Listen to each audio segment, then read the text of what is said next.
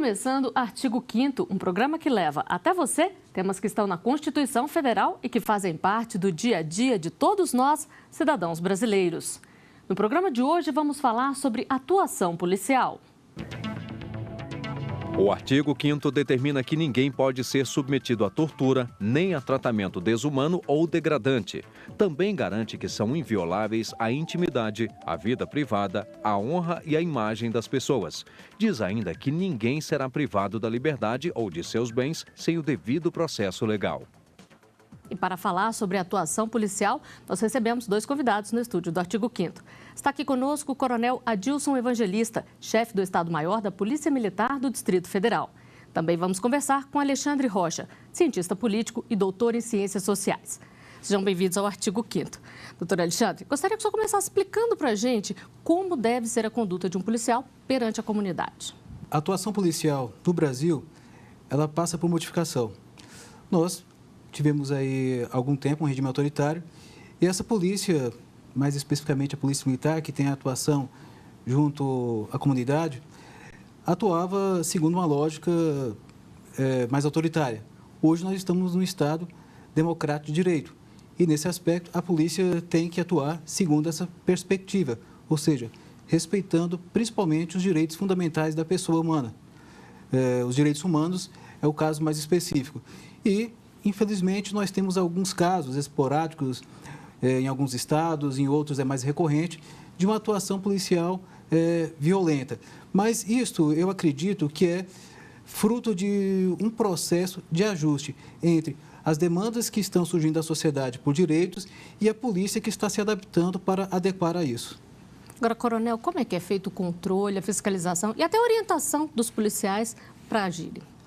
Veja bem, como o próprio doutor falou agora há pouco, os nossos currículos nas escolas, eu fui chefe do Departamento de Educação e Cultura da Polícia Militar por 1 ano e meio, e os nossos currículos foram todos eles modificados, incluindo matérias como direito humano internacional, e também voltado para aquela questão de proximidade. É a polícia que hoje tem na Europa, por exemplo, que eles chamam de polícia de proximidade, que é a polícia comunitária, aquele trabalho mais junto da comunidade, da população.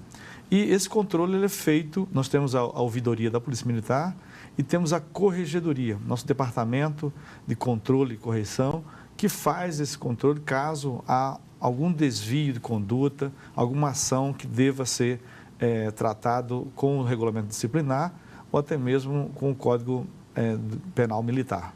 E para ser policial, é preciso enfrentar uma verdadeira maratona. As corporações exigem bastante dos candidatos, justamente para evitar futuros profissionais despreparados.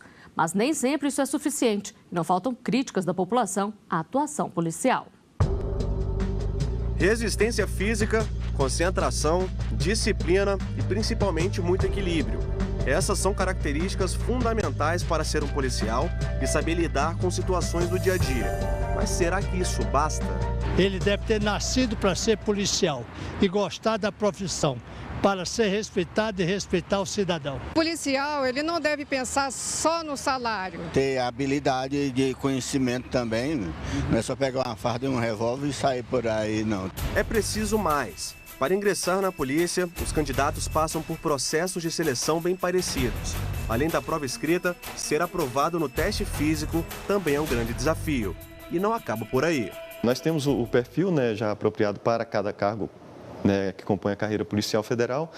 Por isso, os candidatos são submetidos a exames psicológicos. Então, nós já detectamos nessa avaliação psicológica se ele realmente tem o perfil adequado para exercer o cargo que é oferecido. Todas as corporações exigem um treinamento rígido para preparar os novos policiais, mas na prática o resultado nem sempre é o esperado. Em alguns casos, o abuso de poder e a má conduta dos policiais atingem diretamente a população e mostram a falta de preparo de alguns profissionais. Um caso que ganhou repercussão nacional e que mostra a má atuação da polícia foi de um torcedor do São Paulo morto em 2008 por um policial militar. A confusão aconteceu minutos antes de uma partida de futebol no Distrito Federal. Nilton César de Jesus, de 26 anos, morreu depois de levar uma coronhada e um tiro disparado pelo PM na entrada do estádio. Em agosto desse ano, mais uma confusão envolvendo torcedores de futebol. integrantes de uma torcida organizada de São Paulo espancaram um torcedor do Flamengo. O que chama atenção na imagem é a presença de policiais no local. Eles acompanharam a briga e só entraram em ação depois de serem provocados por outros torcedores. A briga só terminou com a chegada da cavalaria. Casos como estes mostram o despreparo de alguns policiais. Tem que ter uma força do controle da corporação, tem que ter técnicas que consigam, de alguma forma, direcionar cada policial o que deve fazer, levar em conta toda a dificuldade que eles têm, que não é pouca. O exercício de uma atividade policial é um exercício difícil, porque eles colocam em risco a sua própria segurança, mas eles estão colocando em risco a segurança da população que eles devem proteger.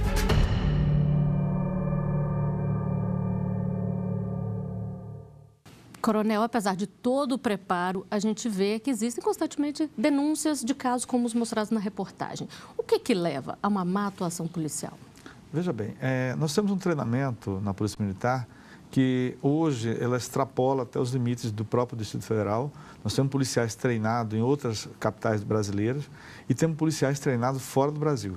Eu digo isso porque eu mesmo fiz em 94 um curso de operações especiais no Chile de 11 meses.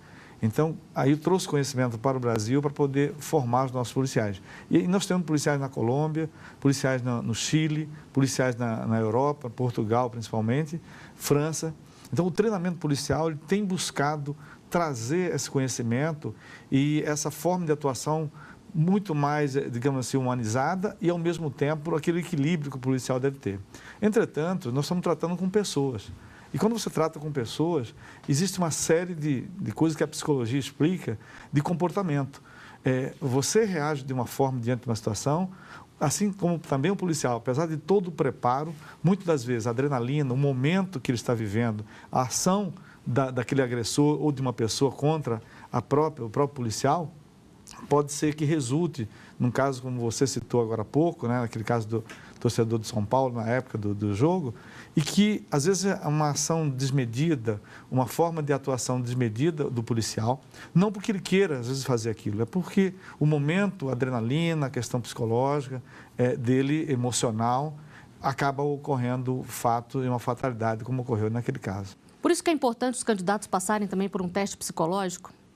A seleção do policial aqui em Brasília, vou falar por Brasília, é feito além da prova intelectual, os exames físicos, exames médicos e tem uma investigação social daquele candidato. Então, para você entrar na Polícia Militar hoje, não basta apenas ser bom fisicamente, ter um preparo, digamos assim, intelectual bom para passar na prova, mas e saúde, principalmente aquela investigação. Se ele já tiver alguma passagem, algum delito cometido nos seus 18, 20, 30 anos, com certeza esse candidato será eliminado. Então, existe uma seleção rigorosa para isso. Doutor Alexandre, para o senhor, o que leva a essa má atuação? Eu acredito que o que falta ainda é frisar para a formação policial que o policial ele é o principal promotor dos direitos humanos dos indivíduos e não o contrário. E essa formação ela tem que começar da base até a atuação em si. Ou seja, quando ele estiver atuando, ele não pode ter deixado isso de lado. Achar que direitos humanos é questão de bandido, mas pensar especificamente, o meu papel enquanto policial é promover os direitos humanos e garantir que a sociedade tenha segurança, tenha ordem. E especificamente na formação das polícias brasileiras, nossa formação ainda é aquém em termos de quantidade de horas, aulas, de outros países. Principalmente quando a gente vai para a ponta. Nas categorias mais especializadas, no caso, os oficiais, aqueles cargos de comando, existe uma especialização, até mesmo para o controle de uma instituição. Mas, na ponta, ainda falta aquela qualificação e um outro aspecto, a valorização.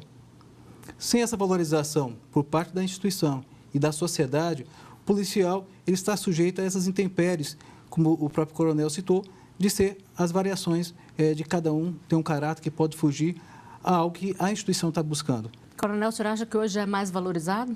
Sim, nós temos umas condições em Brasília de um treinamento muito rigoroso e, ao mesmo tempo, humanizado. E o policial ele precisa realmente vê o cidadão como aquele elemento que você tem que proteger.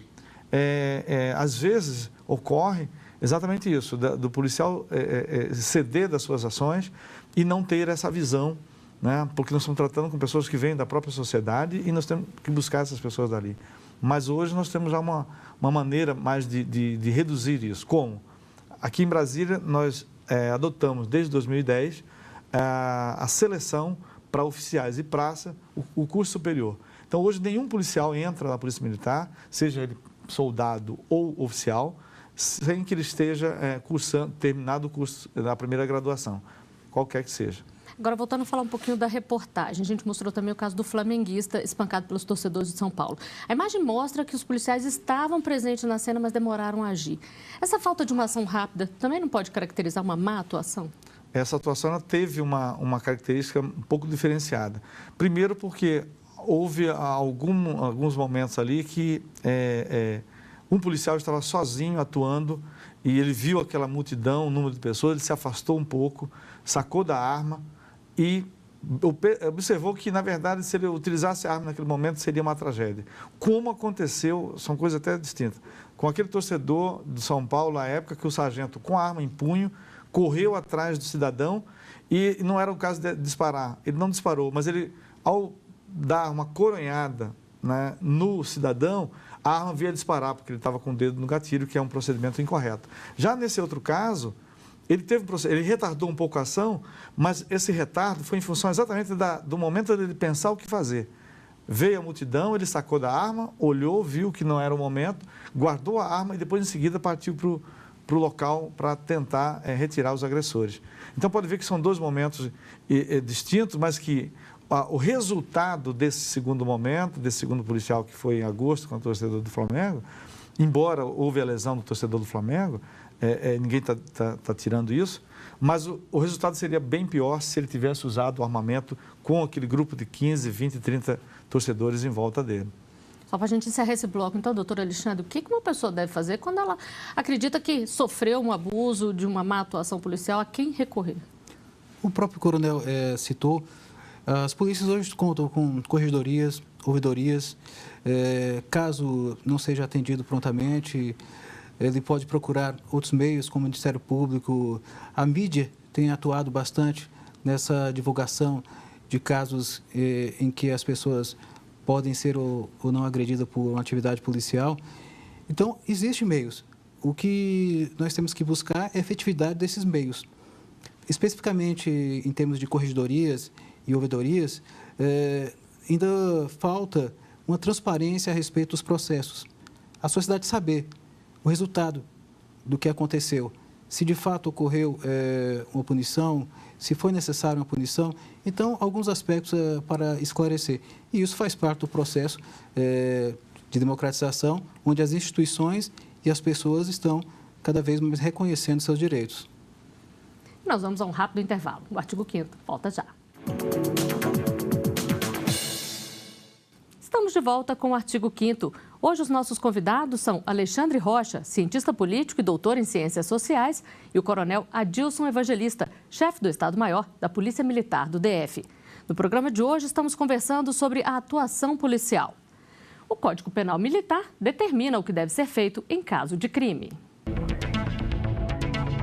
Pode perder a função pública quem for condenado por crime cometido com abuso de poder ou violação do dever inerente à função, ou ainda se condenado por outro crime a pena privativa de liberdade por mais de 2 anos. Também determina que a pessoa pode ser impedida de exercer cargo público pelo prazo de 2 a 20 anos se for condenada à reclusão por mais de 4 anos por crime praticado com abuso de poder ou violação do dever militar ou inerente à função pública.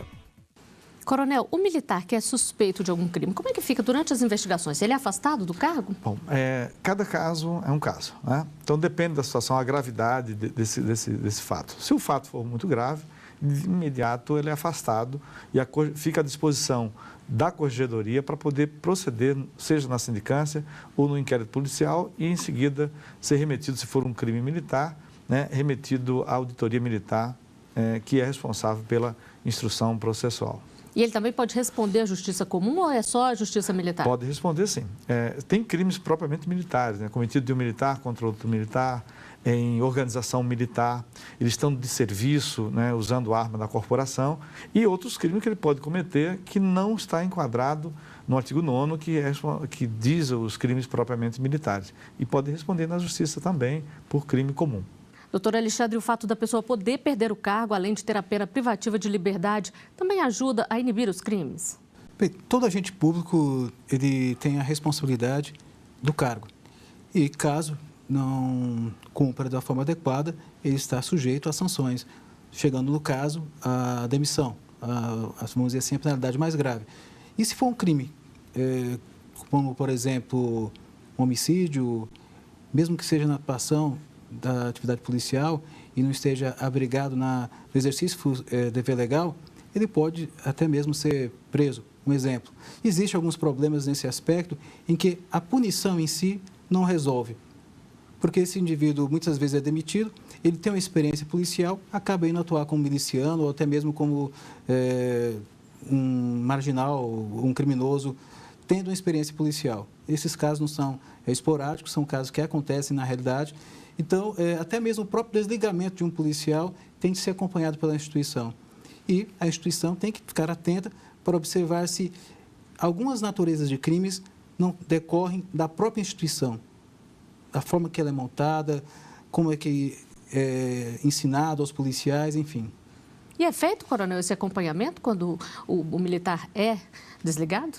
Veja bem, nós temos na Polícia Militar algumas sanções disciplinares, que vai de advertência, detenção, prisão e até exclusão das fileiras. Nós tivemos vários policiais, um episódio que marcou muito Brasília foi do tenente Osmarinho, que participou de um sequestro, né, da filha de um deputado, e nós tivemos a condenação do policial. Então, Brasília, se a gente pegar, eu não tenho os números todos aqui, mas a gente pode pegar um rol de policiais que se envolveram em atividade criminosa e foram punidos, foram excluídos da corporação e, após a exclusão, ele é um cidadão fora das fileiras, ele não pertence mais à Polícia Militar. Aí ele será julgado como cidadão comum se ele cometer algum crime.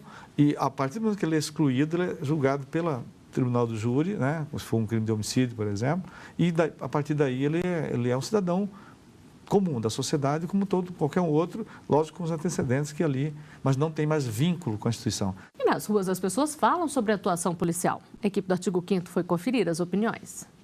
Eu acho que falta treinamento, falta informação e falta uma série de coisas para que a polícia fique bem aparelhada e para respeitar o cidadão, fazer as coisas da maneira correta. Às vezes você vê alguma situação de perigo, você desconfia, você liga, a polícia demora a chegar, até a polícia chegar, o que tinha que acontecer já aconteceu. A polícia ela tem os seus meios de preparação que seja bem adequado, mas infelizmente hoje a gente espera mais, né? Eu acho que a nossa polícia é boa e eu acho que só precisa de um pouco mais de qualificação, profissional mais preparado, mais com vontade de trabalhar. Doutor Alexandre, a gente viu aí um dos entrevistados falando que a polícia é bem preparada, mas que a população hoje espera muito mais. É isso mesmo? Acredito que sim. Hoje os cidadãos estão mais conscientes dos seus direitos e não admitem mais uma polícia que seja apenas reativa, que haja apenas pelo fato de ser violenta, coisas dessa natureza, mas atue conforme a lei. E um dos aspectos que mais pesa nesse fato de a população observar o trabalho da polícia é quanto à confiança que os cidadãos depositam na polícia. Não dá para mensurar o trabalho da polícia facilmente, porque existem várias atividades dentro da atividade policial. Não tem como especificar uma e ali mensurar. E um dos requisitos que mais pesa é a confiança. Se as pessoas confiam na polícia, isso vale muito mais do que quantas pessoas ela está prendendo, quantas armas ela está tirando das ruas, porque as pessoas confiam e vão à polícia sabendo que ali podem encontrar uma autoridade pública que irá atender às suas demandas. E hoje as pessoas confiam na polícia? No Brasil, infelizmente, as polícias não gostam de uma boa confiança. Mais uma vez, observação, não é o caso de todas, algumas mais, outras menos, mas, no geral, as pessoas desconfiam da atividade policial. Então, falta essa aproximação. O coronel citou que as polícias vêm buscando isso como um policiamento de comunidade, de aproximação da população. É algo que vem ocorrendo, mas ainda nós temos esse gap, a distância entre o que o cidadão está almejando e o que a polícia pode fazer. E para o senhor, coronel, que está do lado de cá, a população hoje confia mais na polícia ou ainda falta muito? Nós tivemos na década de 90, não me recordo a data, e nós pedimos para que o UNB fizesse uma pesquisa de qual seria a aceitação da população em relação à Polícia Militar. E tivemos assim uma grata satisfação de ter uma aceitação naquela época, nós não fizemos outra agora, acho que já está na hora até de refazer, de mais de 80% de aceitação da Polícia Militar do Distrito Federal. Isso nos gratifica porque é isso que a polícia precisa ter. O doutor falou muito bem que nós precisamos aproximar da população e a população também precisa aproximar da polícia, precisa olhar o policial e ver como um elemento que o protege, que a protege, e não como aquela pessoa que é voltado para a truculência, que é um elemento que tem que estar afastado. Não, é isso que a gente espera. E essa mudança de comportamento, tanto da sociedade e do policial, é com tempo, com instruções, com aperfeiçoamento, com treinamento, para que possamos chegar nesse nível, digamos assim, de excelência que todos esperam.